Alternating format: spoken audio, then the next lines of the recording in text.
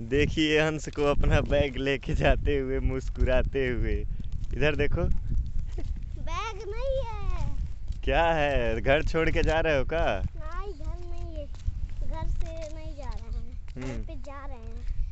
घर से निकले नहीं। हमको लग रहा है घर से खड़े रह गए हो इसलिए छोड़ के जा रहे हो। नहीं, उसमें कपड़े हैं।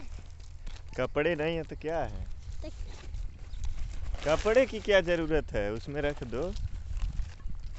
वैसे निकाल सकते हैं लोग घर से, तुमको काहे कपड़े के साथ निकालेंगे?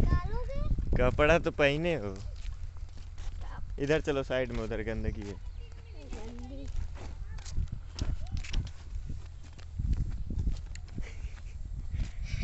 कैमरा। क्या बोल रहे हो?